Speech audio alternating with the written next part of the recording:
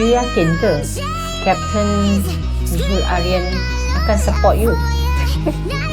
As a matter of fact, Captain Aryan pernah suka I. So, of course, dia nak I dalam syarikat ni. Well, I akan tanya sendiri dekat Captain Zul Aryan.